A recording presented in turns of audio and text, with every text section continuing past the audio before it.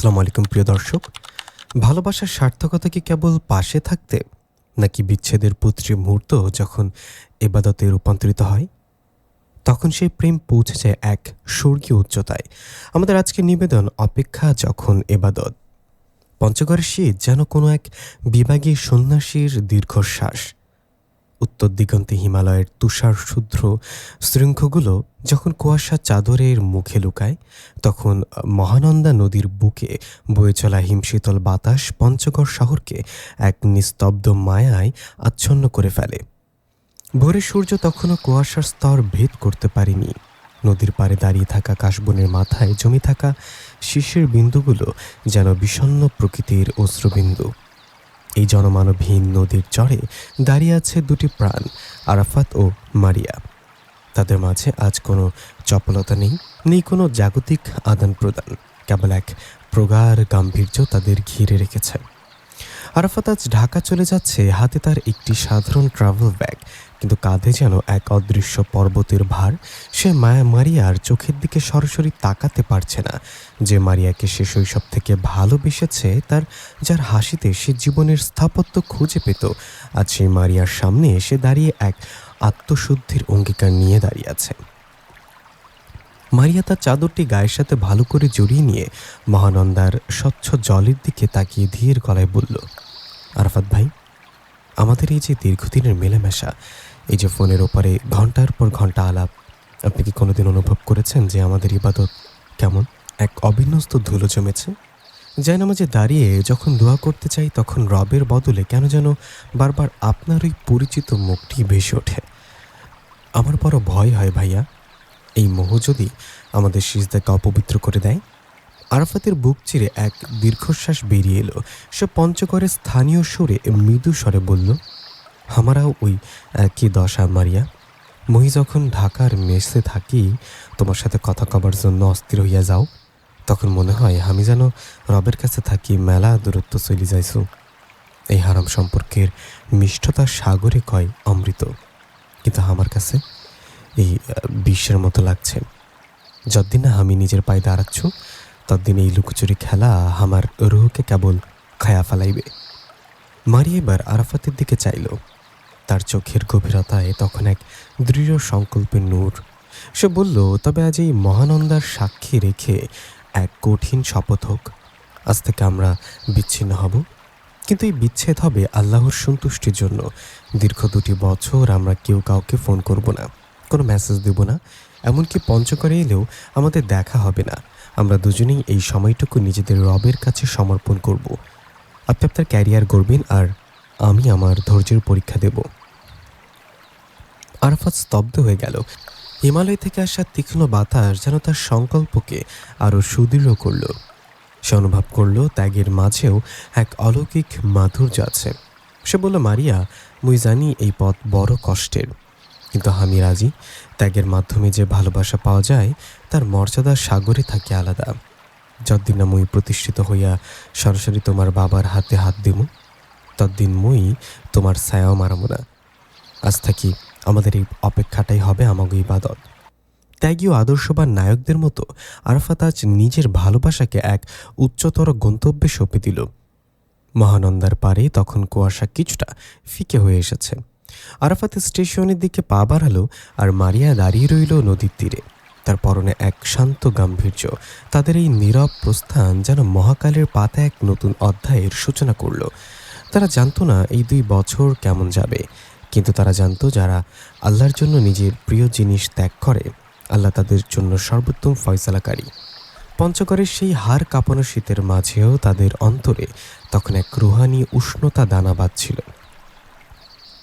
ঢাকা শহরের ব্যস্ততা যেন এক অবিরাম ঘূর্ণাব্রত, যেখানে সময় কারোর জন্য অপেক্ষা করে না।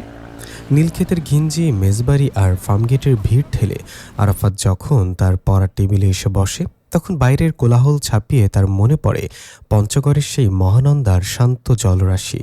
দীর্ঘ 6টি মাস অতিক্রান্ত হয়েছে, কিন্তু একটিবারের জন্য সে মারিয়ার সেই পরিচিত নম্বরটি ডায়াল করেনি।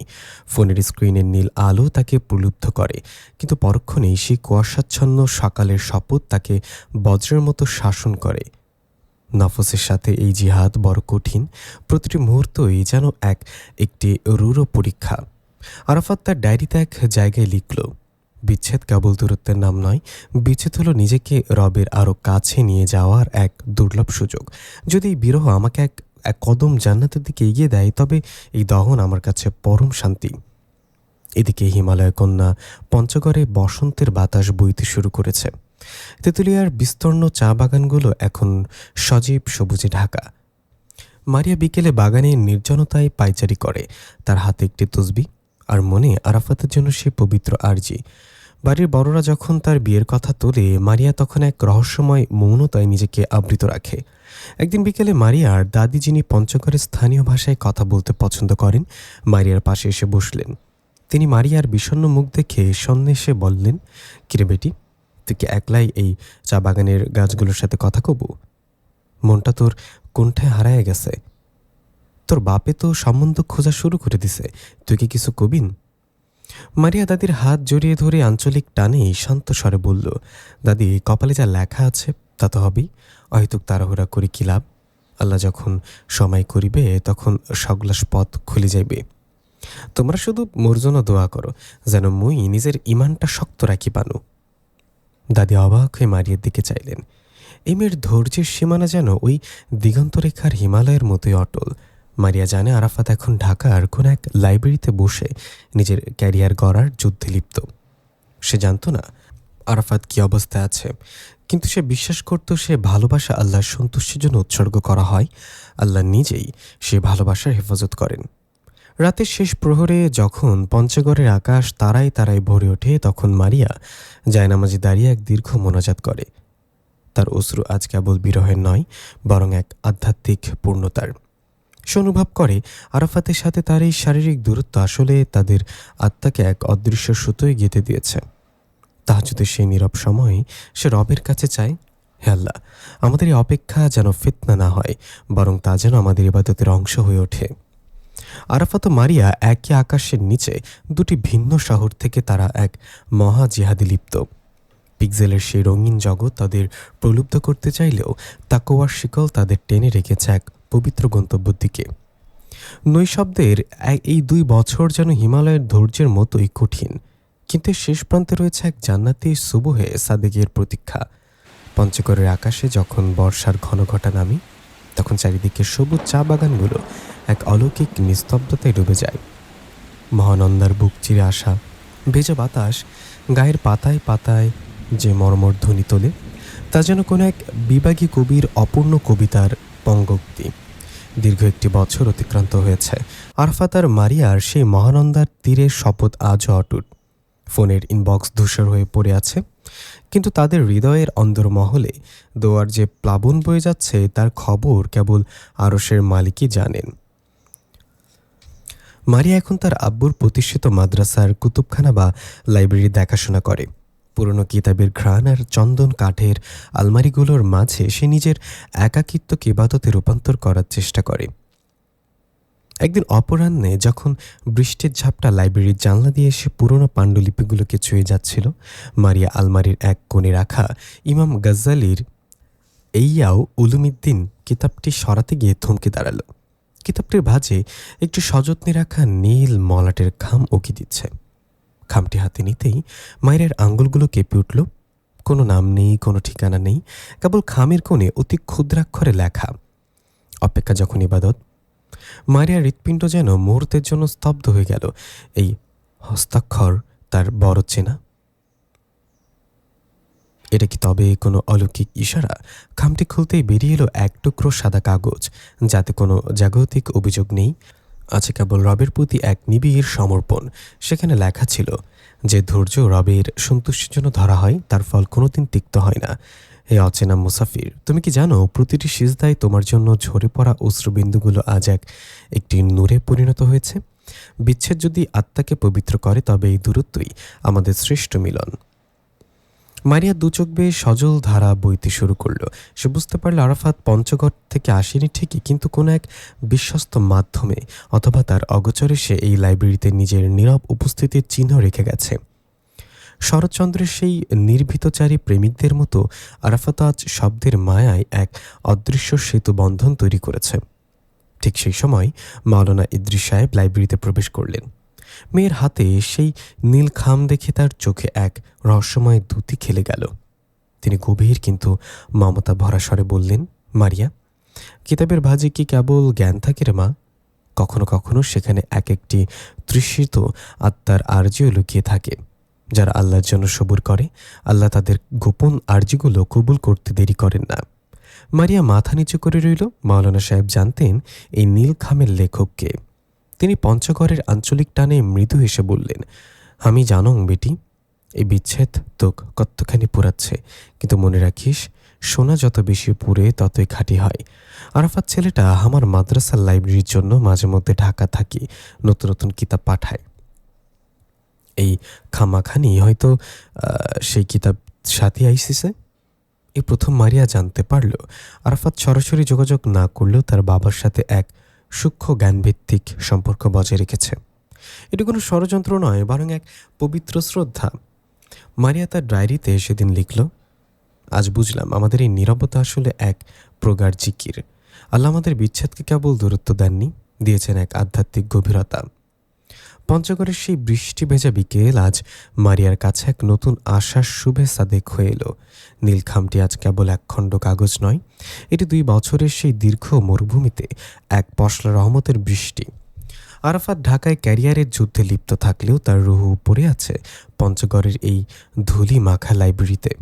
তাদের এই অপ্রকাশিত ভালোবাসা আজ তাকওয়ার আচ্ছাদনে আবৃত হয়ে এক জান্নাতি পূর্ণতার দিকে পা বাড়াচ্ছে। পঞ্চগড়ে তেঁতুলিয়ায় যখন মাঘের শীত জেঁকে বসে, তখন প্রকৃতি যেন এক নিষ্পন্দ পাথরে পরিণত হয়। হিমালয় থেকে নেমে আসা হিমশীতল হাওয়া হাড়ের ভেতর গিয়ে কামড় দেয়। কুয়াশার এমন ঘন আস্তরণ পড়ে যে দুহাত দূরের মানুষ চেনা দানা দায় হয়ে পড়ে। চারিদিকের চা বাগানগুলো তখন কুয়াশার সাদা চাদরে ঢাকা পড়ে, এক রহস্যময় রূপ ধারণ করে। মারিয়াদের পুরনো বাড়ির উঠানে মাটির চুলায় জ্বালা আগুনের কুণ্ডলি থেকে ওঠা ধোঁয়াও যেন বাতাসের প্রবল ঠান্ডায় জমে যাচ্ছে। এই হাড় কাঁপানো শীতের মাঝেই মারিয়ার জীবনে এক অনাহত ঝড়ের পূর্বাভাস এলো। এক ধর্নাঢ্য ব্যবসায়ী পরিবারের পক্ষ থেকে বিয়ের প্রস্তাবটি নিয়ে এসেছে তেঁতুলিয়ার এক প্রভাবশালী সমাজপতি। পাত্রপক্ষ শহরের বড় ব্যবসায়ী, বিত্ত বৈভবের কোনো অভাব নেই। বৈঠকখানায় বসে মাওলানা ইদ্রিস সাহেব যখন গভীর মনোযোগে কথাগুলো শুনছিলেন, মারিয়া তখন অন্দরমহলে জায়নামাজের এক কোণে বসে থরথর করে কাঁপছিল। এই কাঁপুনি কেবল বাইরের শীতের জন্য নয়, বরং এক অজানা আশঙ্কায় তার অন্তর কেঁপে উঠছে। সে জানত বাবা খুব নীতিবান মানুষ, কিন্তু কোনো ভালো দিনদার প্রস্তাব এলে তিনি ফিরিয়ে দেওয়ার পাত্র নন। আরাফাত আর তার সেই মহানন্দার তীরের শপথ কি তবে এই জাগতিক ঐশ্বর্যের স্রোতে ভেসে যাবে? মাওলানা ইদ্রিস সাহেব কিছুক্ষণ মৌন থেকে মারিয়াকে ডেকে পাঠালেন। মারিয়া যখন কাঁপা কাঁপা পায়ে পর্দার ওপারে এসে দাঁড়ালো, তিনি ধীর গলায় বললেন, বেটি মারিয়া, পঞ্চগড়ের এই শীতের মতো জীবনটাও অনেক সময় রূঢ় হয়। এই যে প্রস্তাবটি এসেছে, তারা বড় ভালো ঘর, ছেলেটিও শিক্ষিত এবং সম্পদশালী। তোর কি কিছু বলার আছে? মারিয়া মাথা নিচু করে রইল। তার দুচোখ বেয়ে গড়িয়ে পড়া অশ্রুবিন্দুগুলো যেন এই হিমেল বাতাসে উষ্ণ। সে আঞ্চলিক টানে অস্ফুট স্বরে বলল, আব্বা, মুই তোমাক কোনোদিন অবাধ্য হইনি, কিন্তু মুই একখান কথা জানো, যা রবের কাছে আমানত রাখি থুইস, সেটা কি কেবল টাকার জোরে বদলে যাবে? মুই ঐশ্বর্য চাও না আব্বা, মুই চাহ এমন এক না হৃদয় যার মাঝে রবের ভয় আছে। মাওলানা ইদ্রিস সাহেব মেয়ের মনের খবর জানতেন। তিনি বুঝতে পারলেন এই 2 বছরের বিচ্ছেদ মারিয়াকে কোনো দুর্বলতা নয়, বরং এক পাহাড় সম দৃঢ়তায় পৌঁছে দিয়েছে। তিনি পাত্রপক্ষকে অত্যন্ত বিনয়ের সাথে বললেন, আপনারা বড় মানুষ, আমাদের ধন্য করেছেন, কিন্তু বিয়ের মতো পবিত্র বন্ধনে জোর জবস্তির স্থান নেই। আমার মেয়ে আরও কিছুদিন সময় চায়। সে রবের ফয়সালার উপর অপেক্ষা করতে চায়। পাত্রপক্ষের লোকজন কিছুটা ক্ষুব্ধ হয়ে চলে যাওয়ার পর বাড়িতে এক থমথমে পরিবেশ তৈরি হলো। আত্মীয় স্বজনরা বলাবলি করতে লাগলো, এত বড় ঘর হাতছাড়া করা কি ঠিক হলো? মাওলানা সাহেব মেয়ের আশকারা দিয়ে কপালটাই পুরাবেন দেখছি। মাওলানা ইদ্রিস সাহেব সেই সব কথায় কান না দিয়ে মারিয়ার ঘরে প্রবেশ করলেন। দেখলেন মেয়ে জানলার গ্রিল ধরে বাইরের ঘন কুয়াশার দিকে তাকিয়ে আছে। তিনি পরম মমতায় মারিয়ার মাথায় হাত রেখে বললেন, বেটি, তেঁতুলিয়ার এই শীত যেমন আজ না হয় কাল কেটে যাবে, তোর জীবনের এই কুয়াশাও একদিন কেটে যাবে। মুই জানো তুই কার জন্য সবুর করিয়া আসিস। মুই আরাফাতের প্রতিটি সাফল্যের খবর রাখুন। সে আজ ঢাকায় নিজের লড়াকু পরিচয় দিয়ে রবের পথে নিজের ঘর গড়ার যুদ্ধে জিতে গেছে। মুই কেবল তোর পরীক্ষা করুন রে, তুই কি জাগতিক লোভে হার মানিস কিনা। মারিয়া বাবার বুকে মুখ লুকিয়ে অঝরে কাঁদতে শুরু করলেন। এই কান্না বিরহের নয়, এ হলো সবুর বা ধৈর্যের মিষ্ট দাতার আস্বাদন। মাওলানা সাহেব তাকে সান্ত্বনা দিয়ে বললেন, সবুর কেবল সময়ের অপেক্ষা নয় রে মা, সবুর হলো আল্লাহর সিদ্ধান্তের উপর অটল বিশ্বাস। তুই আল্লাহর কাছে ফয়সালা চেয়েছিস, আর আল্লাহই তোকে রক্ষা করেছেন। তুই ধৈর্য ধর, রবের কুদরতি ফয়সালা খুব কাছেই। সেদিন রাতে তেঁতুলিয়ার হাড় কাঁপানো শীতের মাঝেও মারিয়ার ছোট্ট ঘরটি এক স্বর্গীয় প্রশান্তিতে ভরে উঠল। সে বুঝতে পারল পারিবারিক কলহ বা বিদ্রোহ নয়, বরং তাকুয়া আর সবুরই হল সব সমস্যার প্রকৃত ইসলামিক সমাধান। মহানন্দার সেই শপথ আজ আরও বেশি উজ্জ্বল হয়ে উঠল তার হৃদয়ে। বিচ্ছেদের এই দীর্ঘ রাতে সে যেন এক নতুন ভোরের আলোর গন্ধ পেল। পঞ্চগড়ের উত্তর সীমান্তে বাংলাবান্ধা 0 পয়েন্ট, যেখানে বাংলাদেশের সীমানা শেষ হয় এক অজানা শুরু। হিমালয়ের পাদদেশের এই ধুধু প্রান্তর শীতের শেষেও এক শান্ত গাম্ভীর্যে ডুবে থাকে। মহানন্দার চরে বাতাসের শোষ শব্দ আর সীমান্তের ওপারে পাহাড়ের নীল ছায়া মিলে এক অদ্ভুত শূন্যতা তৈরি করে।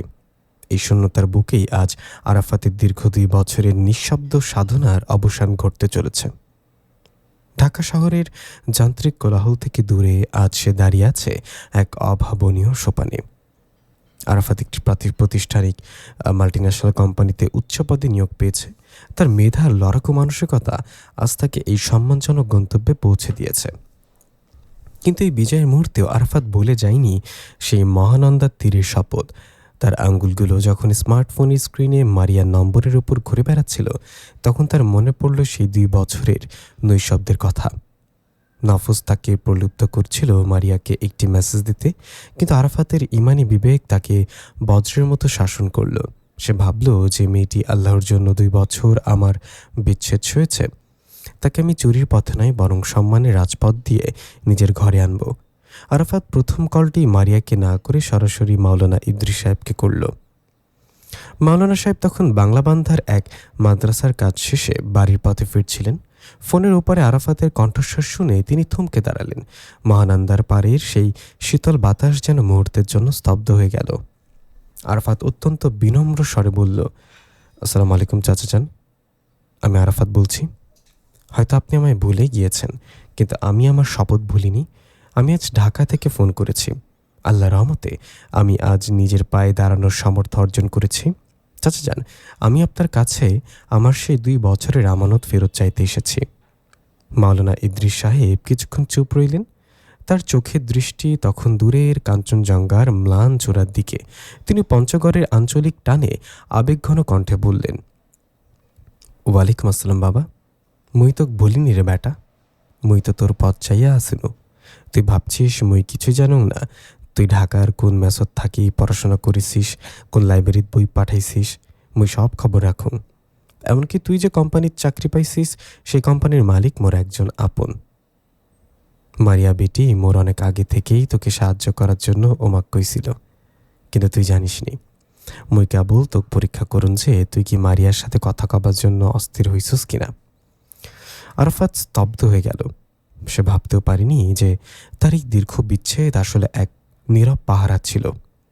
মাওলানা সাহেব আবারও বললেন, বেটা, আজিকার যুগে তো সাগা ইনবক্সে হাই হাই হ্যালো করি সম্পর্ক নষ্ট করে, কিন্তু তুই যে 2 বছর মারিয়ার সাথে একটা কথা না কইয়া সরাসরি মোর কাছে কল করছিস, মুই আজ সাগরাই সম্মান করিব। মুই মোর বেটির জন্য তোর মতো একজন বীরকেই খুঁজে আসিনু। সবুরে যে মেওয়া ফলে তার মিষ্টতা তুই আজ আস্বাদন কর। ফোনের ওপর আরাফাতের চোখের কোণে তখন কৃতজ্ঞতার অশ্রু। সে বুঝতে পারল বিচ্ছেদ যখন আল্লাহর জন্য হয়, তখন স্বয়ং বিধাতা সে সম্পর্কের মুরব্বী হয়ে যান। মাওলানা সাহেব হাসি মুখে যোগ করলেন, তুই মেলা দূর আসিস বেটা, জলদি আসিস। তেঁতুলিয়ার এই চা বাগানের সবুজ আজ তোর জন্য সাজিয়াছে। মুই মারিয়াকে আজ কব যে তোর ইবাদত কবুল হইছে। বাংলা বান্দার সেই শূন্য প্রান্তরে যখন গোধূলির আলো এসে পড়েছে, আরাফাত অনুভব করল এই 2 বছরের অপেক্ষা আসলে কোনো বিরহ ছিল না। এটি ছিল এক আধ্যাত্মিক প্রশিক্ষণ। ত্যাগের মাধ্যমে পাওয়া এই ভালোবাসার মিষ্টতা আজ তাকে এক জান্নাতি প্রশান্তিতে ভরিয়ে দিয়েছে। মহানন্দার তীর থেকে যে সফরের শুরু হয়েছিল, আজ তা বাংলা বান্ধার পবিত্র সমীকরণে এক পূর্ণতার বার্তা পেল। রবের ফয়সালা যে কত নিখুঁত হতে পারে, আজ আরাফাত তার চাক্ষুষ প্রমাণ পেল। পঞ্চগড়ের আকাশ আজ যেন এক অলৌকিক নূরে উদ্ভাসিত। বসন্তের শেষ বিকালের হালকা সোনাঝরা রোদ যখন মহানন্দার শান্ত জলের উপর আছড়ে পড়েছে, তখন সেই চিমকি কানি দেখে মনে হয় প্রকৃতি আজ তার প্রিয় 2 সন্তানের মিলনের পথ সাজিয়ে দিয়েছে। শহর পঞ্চগড়ের সেই পুরনো কেন্দ্রীয় মসজিদটি আজ এক নির্ভীত উৎসবের সাক্ষী। কোনো কৃত্রিম আলোকসজ্জা নেই কোনো কোলাহলপূর্ণ আয়োজন। কেবল সুগন্ধি আগরবাতির ধোঁয়া আর তসবিহ পাঠের গুঞ্জনে মসজিদের পরিবেশটি এক আধ্যাত্মিক আমেজে ভরে উঠেছে। আরাফাত আজ শুভ্র সাদা পাঞ্জাবিতে সজ্জিতা। তার ললাটে সিজদার সেই চিরচেনা আভা যেন আজ এক বিজয়ীর মুকুট। শরৎচন্দ্রের সেই ত্যাগী নায়কদের মতো সে আজ এক এমন গন্তব্যে পৌঁছেছে যেখানে পৌঁছাতে গেলে কেবল পায়ের শক্তি নয়, হৃদয়ের পবিত্রতা আর নফসের সাথে দীর্ঘ যুদ্ধের প্রয়োজন হয়। মসজিদের মিম্বর থেকে যখন কাজী সাহেবের গম্ভীর কণ্ঠস্বর ভেসে এলো, তখন আরাফাতের মনে হলো গত 2 বছরের প্রতিটি নির্ঘুম রাত, প্রতিটি চোখের জল আর প্রতিটি দহন আজ একটি হীরা হয়ে তার সামনে এসে দাঁড়িয়েছে। মাওলানা ইদ্রিস সাহেব পাশে বসে অত্যন্ত স্মিত হাস্য আরাফাতের দিকে চাইলেন। কাজী সাহেব যখন বিয়ের ইজাব ও কবুল এর পবিত্র শব্দগুলো পাঠ করলেন, আরাফাত অস্ফুট স্বরে কিন্তু ধীরস্থির ভাবে বলল, আলহামদুলিল্লাহ, কবুল। সেই মুহূর্তে যেন মহাকালের পাতায় এক নতুন অধ্যায়ের নাম লেখা হলো। বিচ্ছেদ যখন আল্লাহর জন্য হয়, তখন সেই মিলনের মিষ্টতা আস্বাদন করার জন্য খোদ জান্নাতি ফেরেশতারাও বুঝি অধীর হয়ে থাকে। নিকাহ শেষে যখন আরাফাতকে মারিয়াদের পুরনো বাড়ির অন্তর্মহলে নিয়ে যাওয়া হলো, তখন পঞ্চগড়ের আকাশে একাদশীর চাঁদ উকি দিয়েছে। চা বাগানের দিক থেকে আসা হিমেল হাওয়া যেন মারিয়ার সেই নীল চাদরের ঘ্রাণ বয়ে নিয়ে আসছে। বাড়ির উঠানে বড়দের ভিড় এড়িয়ে আরাফাত যখন নির্দিষ্ট কামরায় প্রবেশ করল, দেখল মারিয়া একটি সাধারণ কিন্তু পবিত্র শয্যায় বসে আছে। তার পরনে হালকা রঙের কাপড়, চোখে কোনো কৃত্রিম রং নেই, আছে কেবল লজ্জার সেই রক্তিম আভা যা কোনো প্রসাধনী দিয়ে তৈরি করা সম্ভব নয়। আরাফাত ধীর পায়ে মারিয়ার সামনে এসে দাঁড়ালো। 2 বছর পর আজ তাদের মাঝে কোনো পিক্সেলের পর্দা নেই, কোনো বিচ্ছেদের দেয়াল নেই। মারিয়া যখন মাথা তুলে চাইল, তখন তার সজল চোখের দৃষ্টিতে ছিল এক গভীর কৃতজ্ঞতা। আরাফাত পঞ্চগড়ের স্থানীয় সুরে মৃদু হেসে বলল, মারিয়া, আমি তোমাকে কবার আসিনু। অপেক্ষাটা কষ্টের ছিল, কিন্তু ইবাদতের মধ্যে পবিত্র ছিল। মারিয়া উত্তর দিল না, কেবল তার হাতে থাকা সেই পুরনো ডায়েরিটি আরাফাতের সামনে বাড়িয়ে দিল। আরাফাত পাতাগুলো উল্টাতে গিয়ে স্তব্ধ হয়ে গেল। সেখানে কেবল মারিয়ার অনুভূতি নয়, বরং প্রতিটি পাতার শেষে লেখা রয়েছে আরাফাতের প্রতিটি সাফল্যর দিনক্ষণ। এমনকি আরাফাত যে ইন্টারভিউতে জয়ী হয়েছিল, সেই নির্দিষ্ট দিনের পাতার উপরে মারিয়া লিখে রেখেছে, আজ রবের কাছে দীর্ঘ সেজদায় তোমার বিজয় চেয়েছি। আরাফাত বুঝতে পারল সে একা লড়াই করেনি। সে যখন ঢাকার ঘিঞ্জি মেসে বসে ক্যারিয়ার গড়ার জন্য লড়ছিল, মারিয়া তখন পঞ্চগড়ের নির্জন চা বাগানে বসে তার হয়ে রবের দরবারে আর্জি জানাচ্ছিল। আরাফাত অস্ফুট স্বরে বলল, তুমি তবে আমার সেই অদৃশ্য ঢাল ছিলে মারিয়া। আমি জানতাম না যে আমার এই অর্জনের পিছনে তোমার চোখের জল মিশে আছে। মারিয়া মৃদুস্বরে বলল, যে ভালোবাসা আল্লাহর ভয় ত্যাগ করা যায়, সেই ভালোবাসার দেখাশোনার দায়িত্ব আল্লাহ নিজেই নেন আরাফাত ভাই। আমি কেবল আমার আমানত আগলে রেখেছিলাম। প্রিয় লিসেনার, কেমন লাগলো আমাদের গল্পটি? অবশ্যই ভালো লাগলে চ্যানেলটি সাবস্ক্রাইব করে আমাদের পাশে থাকবেন। ধন্যবাদ সবাইকে। দেখা হবে পরবর্তী কোনো গল্পে। আল্লাহ হাফেজ।